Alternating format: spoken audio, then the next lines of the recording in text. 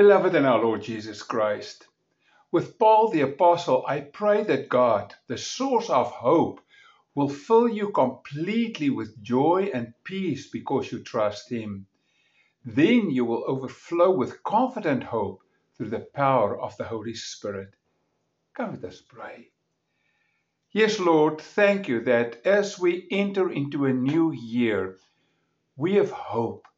Not hope because we are strong, not hope because our circumstances are secure, but because we know you and we trust you and know you care for us. In Jesus' name, Amen. We can learn so much for this new year by what Gabriel said to Daniel. Last week we talked about Gabriel, the angel whose name means God is great, and his appearance to Daniel in around the year 550 before Christ. And he warns Daniel about the chaos that is about to envelop the earth. The Babylonian Empire will fall before the Persians, and then the Persians will be conquered by the Greeks, who come with incredible force, incredible speed. They will shatter the mighty empire. And then Alexander dies at the age of only 32. Think of it, folks. He was one of the greatest conquerors of all time. And at the age of 32, he dies. And then when all his generals fought about this Greek empire, it fractures into many smaller states, but all were still very strong. And out of this came Antiochus Epiphanes, and he replaced the high priest with a man of his own choosing. And he savagely sacked Jerusalem, executing tens of thousands of his citizens. He entered the Holy of Holies in the temple. He sacrificed a pig on the altar. He established a traitorous high priest. He placed a statue of Zeus, his own god, in the temple, and he made human sacrifices on the altar. He outlawed circumcisions. Actually, his whole life was just to focus to absolutely destroy God's kingdom. And these men seem to be very powerful, untouchable. Yet these ambitious, very powerful men were not masters of their own destiny, controlled their own fate. Daniel's vision underscores the weaknesses of the strongest and the greatest of men without God. Alexander the Great was the paramount empire builder of his day, one of the greatest conquerors of all time. You know, they say that Julius Caesar, when he was a young man, cried because he said, Alexander was so fast, I will never be able to do the same amount of conquest than he did. But Alexander was the victim of alcoholism and of a fever, and he died at a very young age of only 32. Antiochus seemed in his day to be totally invincible. He was ruthless. He was irresistible in his power against the Jews of his kingdom. And yet he fell victim to his uncontrolled passions that flared in hatred. Firstly, hatred against God's people, and ultimately against God himself. And then at the end he contracted an exceedingly painful disease, which was accompanied by deep and utter psychological anguish. So, great people, they don't last forever. And at the beginning of this new year, that gives us excellent lessons for us. Firstly, we are never so vulnerable as when we try to make it on our own strength. Secondly, don't depend on humans. They cannot save you. And thirdly, when persecution comes your way because you love the Lord Jesus Christ, don't be surprised by it. Firstly, we are never so vulnerable as we rely on our own strength. Sin and guilt render us incapable of self-control. Remember Peter? He was the one when Jesus says, tonight you're going to betray me. He says, Lord, these others may do so, but I never. And yet a few hours later, a young slave girl came to him and says, you were one of those who were with Christ. And 3 times Peter said, no, no, no, I didn't do it. And then the cock crowed. And we heard that he walked out. And John says it was night. It was a darkness, not only outside, but in his own soul. And he wept bitterly.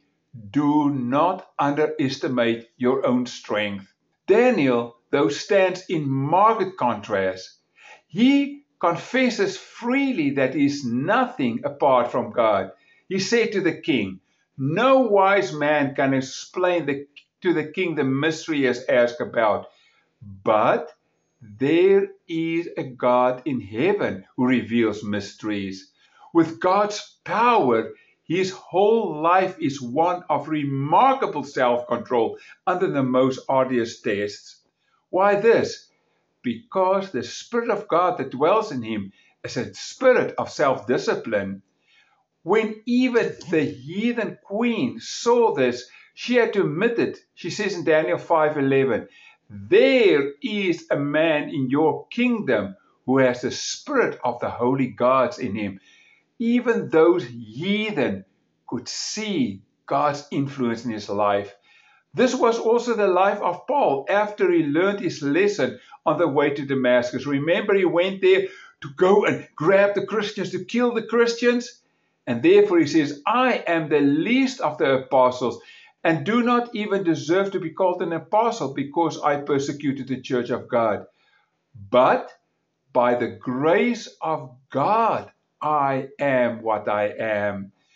And then he became the most successful missionary ever, the greatest of the apostles, who wrote a third of the New Testament, because God did it. 2 Corinthians 1:7, the Spirit God gave us does not make us timid, but gives us power, love, self-discipline. 1 verse 6, for this reason I remind you to fan into flame the gift of God which is in you. Only those who are submitted to God can ever be in control of their lives. When we commit to God, we can do mighty things. On our own power, we will fail.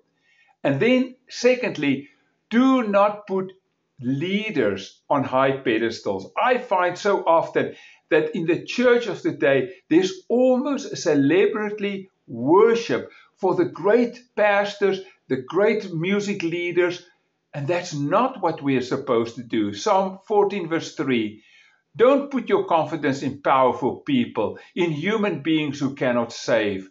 When their spirit departs, they return to the ground. On that day, their plans come to nothing.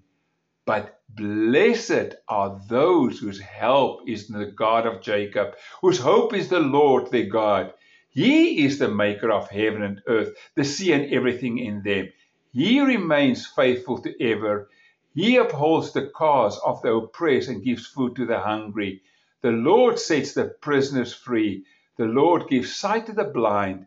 The Lord lifts up those who are bowed down. The Lord loves the righteous. And then, in the third place, do not be surprised when opposition comes your way. Daniel's vision teaches us that a constant pattern of Satan opposition to the work of God, yes, against God himself. Satan tries to destroy, firstly, our daily fellowship with God. He will make you so busy that you cannot pray, that you don't have time for Bible studies. When Satan draws us away from Christ's sacrifice, our conscience clouds over with guilt. The joy and assurance of fellowship with God dissipate. Make it a point to worship God daily. That is extremely important. And then Satan seeks to destroy the temple of God, the living fellowship of God's people. Remember, the temple is not in Jerusalem anymore. We are the temples of the Holy Spirit. And when we as a congregation come together, we will truly praise the Lord, bring him honor and glory. At times, he does so by means of persecution. Churches like right now are being destroyed in some parts of the world. But in other times, his devices are much more subtle. False teachers will come on the pulpit, lethargic worship, fighting in the church. There is nothing that destroys God's church like gossip. Don't get and become part of that. Sometimes Satan even appears as an angel of light. 2 Corinthians 11 says, Satan himself masquerades as an angel of light. It is not surprising then if his servants also masquerade as servants of righteousness. How often under truth, or we care, or we want to be politically correct, all kinds of causes will follow that causes disharmony in the church. The real motivation with this, though, is self, rooted in pride or lust for power or personal influence, refusing to submit to the principles of Scripture. And then Satan is also very skilled in introducing doctrinal controversy in the church. I've seen it, where it starts with a little thing and it grows and it grows and it grows. And later on, a few years or a few decades later, you almost cannot recognize that congregation or that denomination anymore. So conscious of this was Paul that he warned the elders of Ephesus, I know that after my departure, savage wolves will come in among you, not sparing the flock. Also from among yourselves men will rise up, speaking perverse things to draw away the disciples after themselves. Therefore watch and remember. If this could happen in the church where Paul, Apollos, John, and Timothy served, it could happen in our church too. There will always be those who reject the crucified Christ, seeking to destroy the church, resisting the truth. We have to be open-minded to that. And then these things will reach, says Gabriel, their climax in the end of days, where the man of sin or lawlessness will appear. 2 Thessalonians 2 verse 1 to 10 says, concerning the coming of our Lord Jesus Christ, we ask you not to become unsettled or alarmed, for that day will not come until the rebellion occurs and the man of lawlessness is revealed, the man doomed to destruction. He will oppose and will exalt himself over everything that is called God or is worshipped, so that he sets himself up in God's temple, proclaiming himself to be God. The coming of the lawless one will be in accordance with how Satan works. The Bible warns that there will be many antichrists.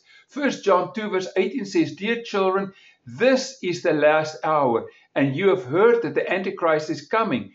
Even now, many antichrists have come.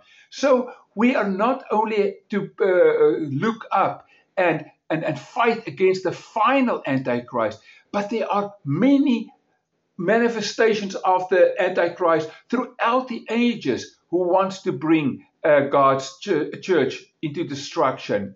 Antiochus was one of them, and his attack on God's children are not only reminiscent of what's going to happen at the end, but they are also rooted in the temptation of the first day. Remember, in the Garden of Eden, Satan already came and hissed, assert yourself. You will be like God if you eat that fruit from that tree. And his attack on God's children was right there. It brings this unity. At the root of all of this is that the truth of God is denied. How are we to live? How are we to conduct ourselves in 2026, which is almost upon us? Peter says, be sober, be vigilant, because your adversary, the devil, walks about like a roaring lion, seeking whom he may devour. Resist him. Steadfast in the faith, knowing that the same sufferings are experienced by your brotherhood in the world. And this is not easy, friends. Daniel says, I, Daniel, was worn out. I lay exhausted for several days. But God is still in control. We have hope.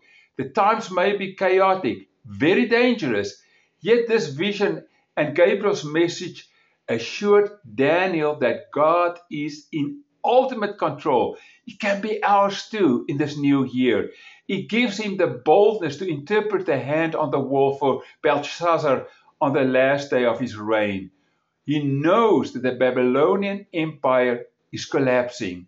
And Daniel 9 verse 2, in the first year of his reign, I, Daniel, understood from the scriptures, according to the word of the Lord given to Jeremiah the prophet, that the desolation of Jerusalem would last 70 years. You see, he knew the scriptures, and therefore he's not taken by surprise. We too know the Bible. You will not be taken by surprise. He spoke boldly because he knew that God is in control.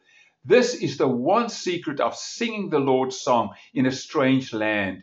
We do not know what the future holds. We do not know the details of our own biographies, but we know who is in control. We know He is loving, kind. He is God whom we can cling to. We know that God will bring His history to a conclusion.